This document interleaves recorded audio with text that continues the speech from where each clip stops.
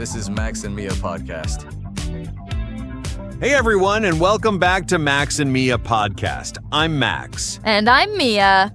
Thanks for tuning in today, guys. We're super excited about today's episode. Absolutely. So today we're diving into something that we all experience, but maybe don't talk about enough in English: healthcare conversations.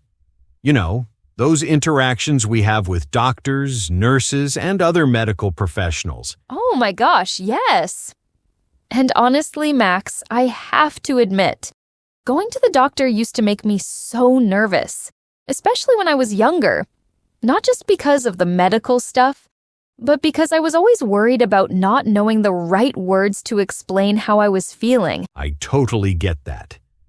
I remember one time I had this terrible headache for days, and when I finally went to see a doctor, I kept saying, "My head hurts really bad," over and over again. I didn't know words like throbbing or migraine or how to describe if the pain was sharp or dull. Exactly. And then there's all that paperwork they give you at the beginning. Medical history, allergies, symptoms. It can be overwhelming when English isn't your first language, or even when it is, but you're not familiar with medical terminology. But you know what? Over the years, I've realized that healthcare professionals are usually really patient and understanding. They're used to helping people communicate about their health, and they want to understand what's going on with you. That's so true. And I've also learned that it's totally okay to ask them to repeat something or explain it in simpler terms. They'd rather make sure you understand than have you leave confused. Definitely. So today, we thought it would be super helpful to listen to some real-life conversations between patients and healthcare providers.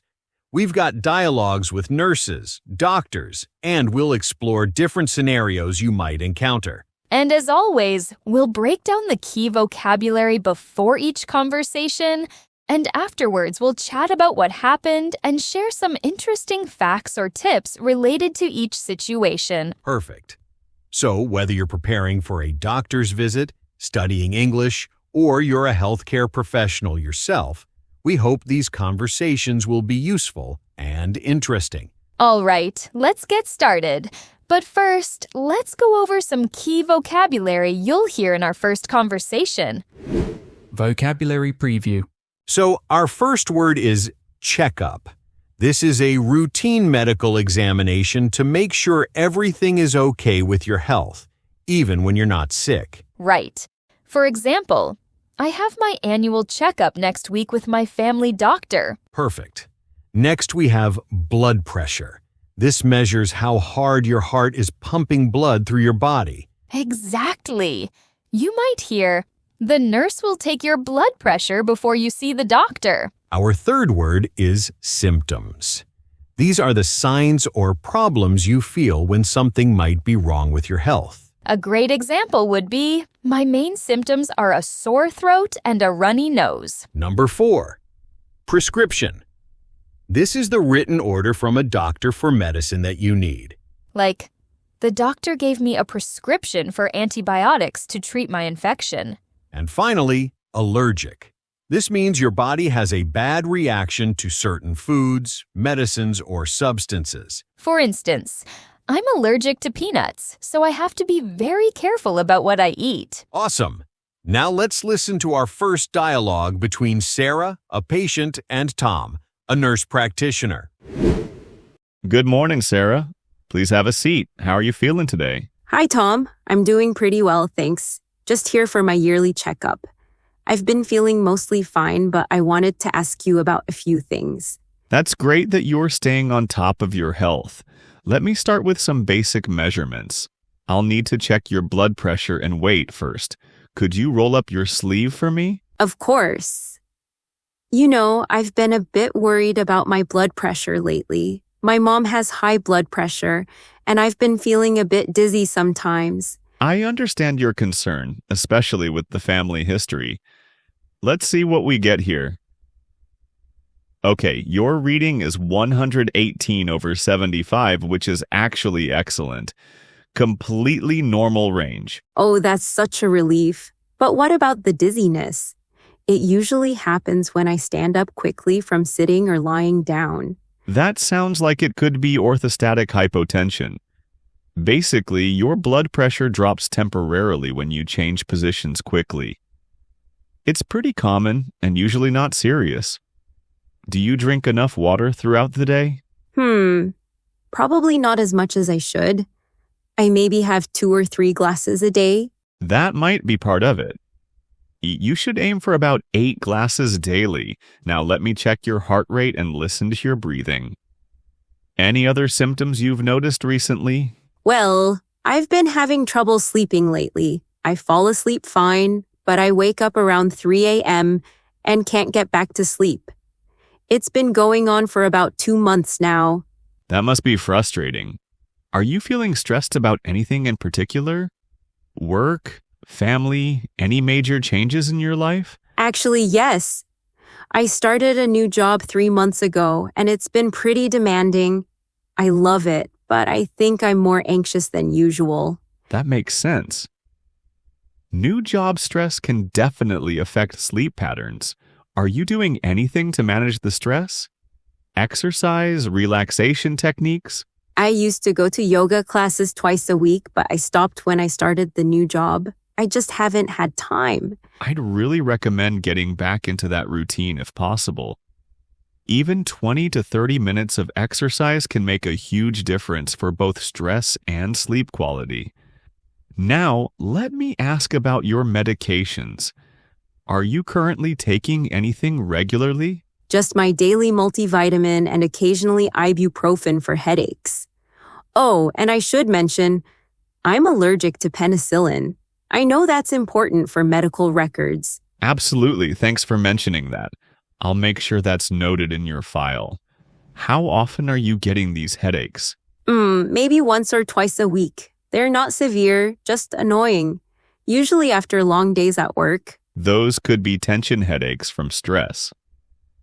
Along with getting back to exercise, make sure you're taking regular breaks from the computer and staying hydrated.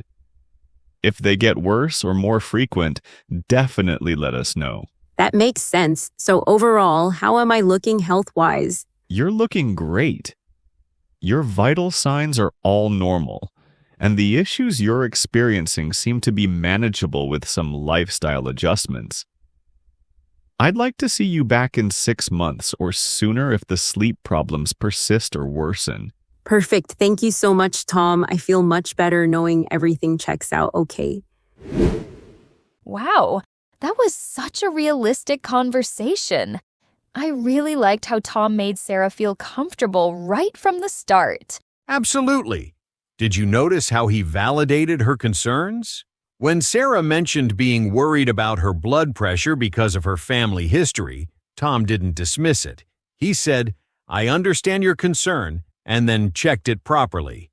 That's an important point, and I love how Sarah was so prepared. She brought up her family history, mentioned her symptoms clearly, and even remembered to tell Tom about her penicillin allergy without being asked. Yes, that's actually a great tip for anyone going to the doctor. Always mention your allergies even if they don't ask. It's crucial information for your safety. Something interesting I noticed was when Tom explained orthostatic hypotension. He used the medical term, but then immediately explained it in simple language. Your blood pressure drops when you change positions quickly. That's a perfect example of good healthcare communication. Medical professionals often do that.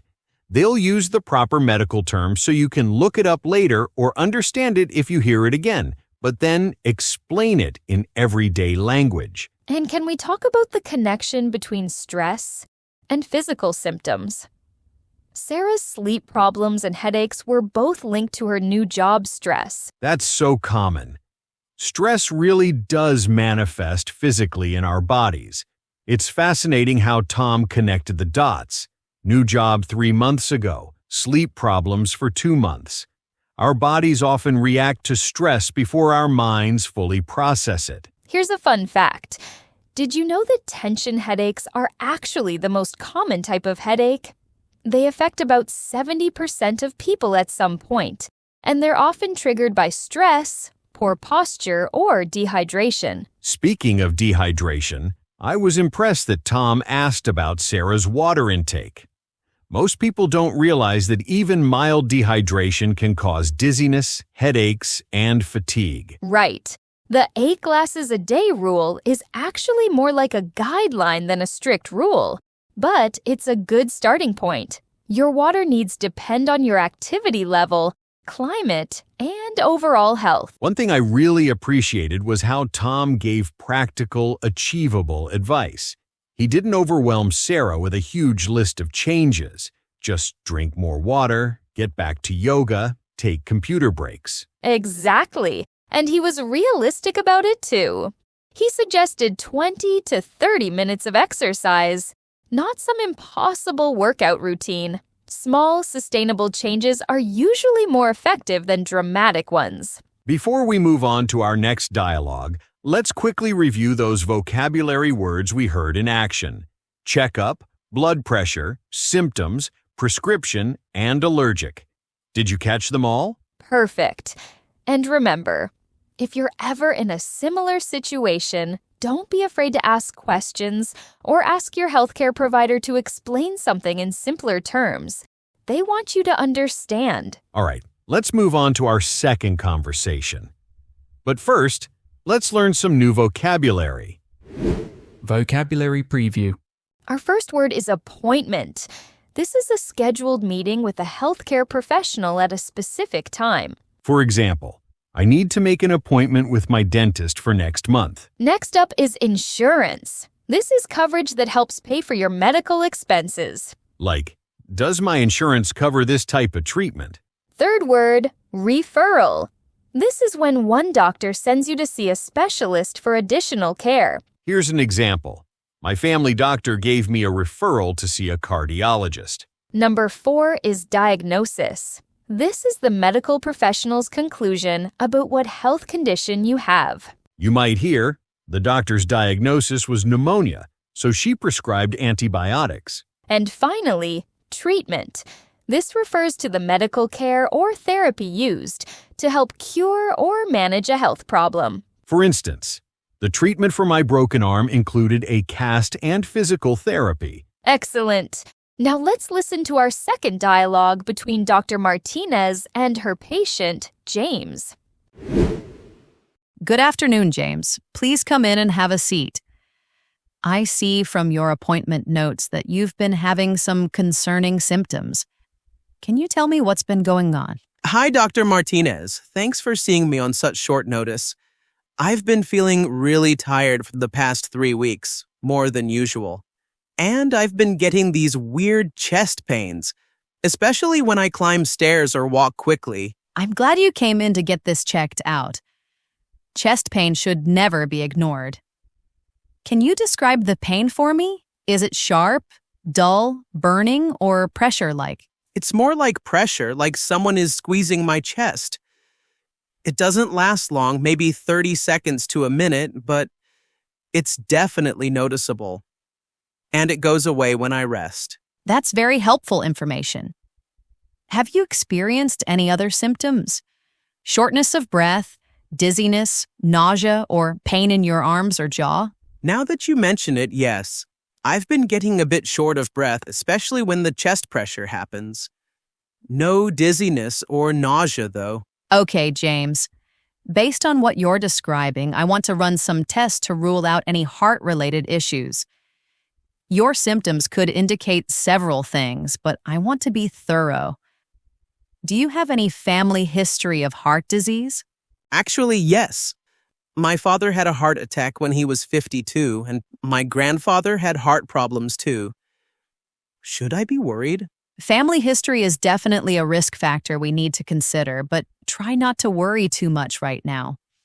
We're going to figure out what's going on. I'm going to order an EKG, some blood work, and I think we should do a stress test as well. What exactly is a stress test? I've heard of it, but I'm not sure what it involves. A stress test monitors your heart while you exercise, usually on a treadmill. It helps us see how your heart responds to physical activity. It's completely safe and will give us valuable information. That sounds reasonable. How long will it take to get all these results back? The EKG we can do right now. It only takes a few minutes. The blood work results should be back within 24 to 48 hours, and we can schedule your stress test for later this week. Does your insurance cover cardiac testing? I believe so, but I'll need to check with them. What happens if the test shows something concerning? If we find anything that needs attention, I'll refer you to a cardiologist. That's a heart specialist. They can provide more specialized treatment if necessary. But let's take this one step at a time. I appreciate that approach. What should I do in the meantime?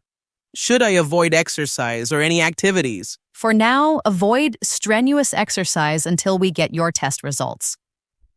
Light activities like walking are fine, but if you experience chest pain, stop immediately and rest. If the pain becomes severe or doesn't go away with rest, go to the emergency room right away. Understood. I feel better having a plan. When should I follow up with you? Let's schedule you for next week once we have all your results. We'll review everything together and decide on the best course of treatment based on our findings. Wow, that conversation had a completely different tone from our first one, didn't it? Much more serious, but Dr. Martinez handled it so professionally. Absolutely. I was really impressed with how she balanced being thorough and cautious without causing James to panic. When he asked if he should be worried about his family history, she acknowledged it as a risk factor, but told him not to worry too much. That's such a delicate balance that doctors have to maintain. And did you notice how she asked very specific questions about the chest pain? Sharp, dull, burning, or pressure-like, those details really matter for diagnosis. Yes, and James did a great job describing his symptoms too. He was specific about the duration, 30 seconds to a minute, and mentioned that it goes away with rest. That kind of detail is super helpful for doctors. Here's something interesting. The symptoms James described, chest pressure during exertion that goes away with rest, plus shortness of breath, those are classic signs that doctors look for when evaluating heart problems. That's fascinating. And I loved how Dr. Martinez explained the stress test when James asked about it. She didn't just say, "We need to do a stress test." She explained what it involves and reassured him it was safe. Communication is so important in healthcare. Speaking of which, did you catch how she gave him clear instructions for what to do while waiting for results? Light activities okay, but stop if there's pain, and go to the ER if it gets severe. Exactly. That's such practical advice. And she was realistic about the insurance question, too. She didn't just assume it would be covered. Healthcare costs are a real concern for many people. Here's a fun fact. EKGs, or electrocardiograms, have been around since 1903. They measure the electrical activity of your heart and can detect irregular rhythms, previous heart attacks, and other heart problems. That's amazing. And the whole process is completely painless. They just put sticky electrodes on your chest and it takes about 5 to 10 minutes. No needles or anything invasive. I also appreciated how Dr. Martinez mentioned the possibility of a referral to a cardiologist. She was preparing James for next steps without making it sound scary. Just, if we need more specialized care, here's what happens. That's so important. Referrals aren't necessarily bad news. Sometimes you just need someone with specific expertise. It's like getting a second opinion from a specialist. One thing that stood out to me was how James felt comfortable asking questions. What exactly is a stress test? And what should I do in the meantime? Those are perfect examples of being an active participant in your healthcare. Absolutely. Never be afraid to ask your doctor to explain something. If you don't understand a test, procedure, or instruction, it's your right to get clarification. And let's not forget our vocabulary words from this dialogue: appointment, insurance, referral, diagnosis, and treatment. These are really essential words for navigating healthcare in English. So true. Whether you're scheduling an appointment, asking about insurance coverage, or understanding your treatment plan, these words come up constantly in medical settings. All right, let's move on to our final dialogue for today. Let's start with our vocabulary. Vocabulary preview. Our first word is medication. This refers to any drug or medicine prescribed by a doctor to treat a condition. Here's an example. I need to take my medication twice a day with food. Next is side effects. These are unwanted reactions or problems that can happen when you take medication. Like, the side effects of this antibiotic might include nausea or dizziness. Third word, dosage. This is the amount of medication you should take and how often you should take it. For example, the dosage for this pain reliever is 2 tablets every 6 hours. Number 4 is follow-up. This means returning to see your healthcare provider to check on your progress or condition. You might hear, let's schedule a follow-up appointment in 2 weeks to see how you're feeling. And finally, recovery. This is the process of getting better or returning to normal health after an illness or injury. For instance, her recovery from surgery went very smoothly, and she was back to work in 3 weeks. Excellent. Now, let's listen to our final dialogue between Dr. Johnson and her patient, Ashley. Good morning, Ashley. How are you feeling today? It's been 2 weeks since we started your treatment for bronchitis. Hi, Dr. Johnson. I'm feeling so much better, thank you. The cough is almost completely gone, and I can finally sleep through the night again. That's wonderful to hear. I'm glad the antibiotics worked well for you. How did you tolerate the medication? Any side effects that you noticed? Actually, yes. For the first few days, I felt a bit nauseous, especially in the mornings. But I started taking the pills with breakfast like you suggested, and that really helped. Perfect. That's exactly the right approach. Nausea is a common side effect with that particular antibiotic, but taking it with food usually solves the problem. Did you finish the entire course of medication? Yes, I made sure to take all of them, even after I started feeling better. I remembered what you said about completing the full dosage to prevent the infection from coming back. Excellent. That's so important, and I'm really glad you followed through. Many people stop taking antibiotics once they feel better, but that can lead to antibiotic resistance or the infection returning stronger. Actually, I had a question about that. Why is it so important to finish all the antibiotics? I was curious about the science behind it. Great question. When you don't complete the full course, some bacteria might survive, usually the strongest ones. These survivors can multiply and become resistant to that antibiotic, making future infections harder to treat. That makes perfect sense. I never really understood that before. Now, I do have another concern. Ever since I got sick, I've been worried about my immune system. Is there anything I can do to strengthen it? Your concern is understandable, especially after being sick. The good news is that your recovery has been excellent, which actually shows your immune system is working well. But there are definitely things you can do to support it. I'd love to hear your recommendations. I've been reading online, but there's so much conflicting information out there. I understand the confusion. Let me give you some evidence-based advice. First, focus on getting adequate sleep. Aim for 7 to 9 hours per night. Sleep is crucial for immune function. I've been trying to do that.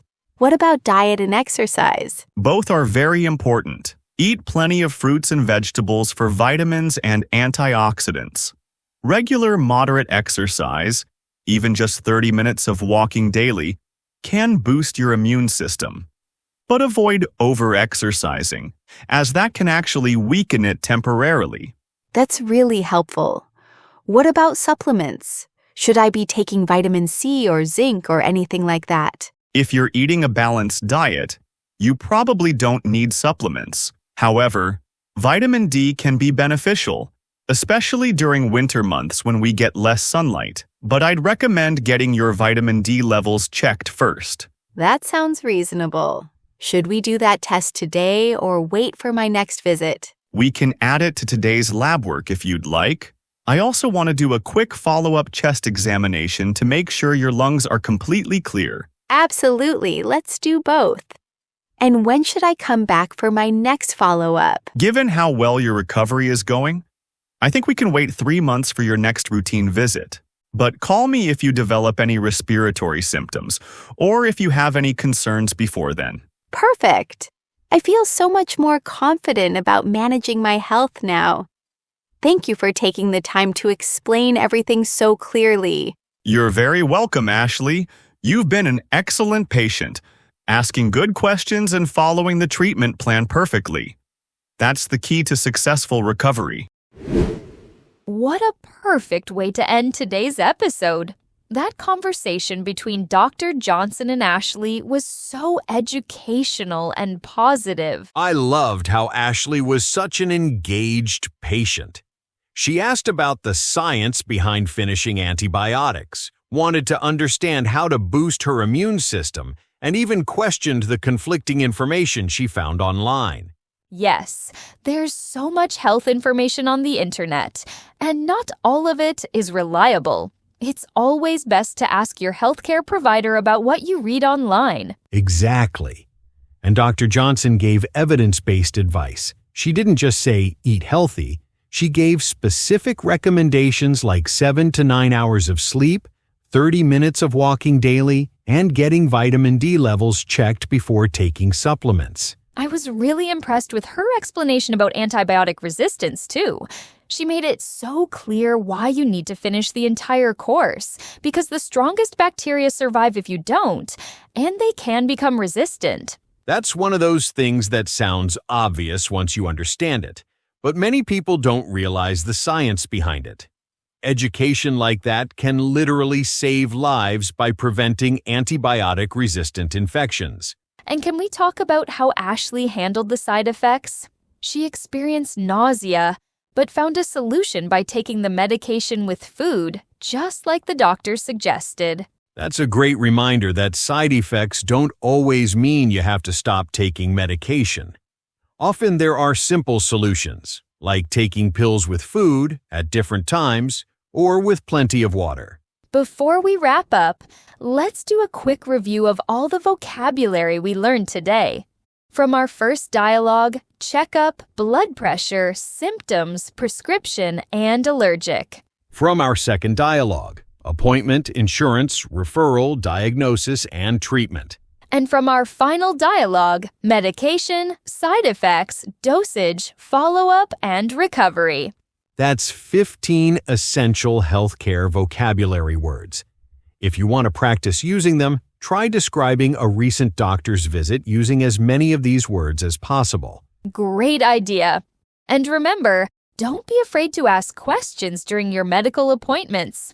All 3 of our patients today, Sarah, James, and Ashley, asked thoughtful questions and got better care because of it. Absolutely. Healthcare is a partnership between you and your provider. The more you communicate, the better your care will be. So, that wraps up today's episode of Max and Mia Podcast. We hope these conversations help you feel more confident in healthcare settings.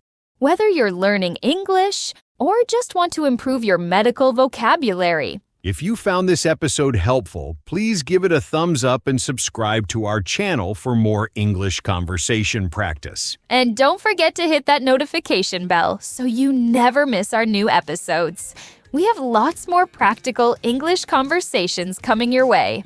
Drop a comment below and let us know. Which dialogue was your favorite? Or tell us about other situations you'd like us to cover in future episodes. We love hearing from you. Your feedback helps us create content that's truly useful for your English learning journey. Thanks for watching, everyone. Take care of your health, and we'll see you in the next episode. Bye for now.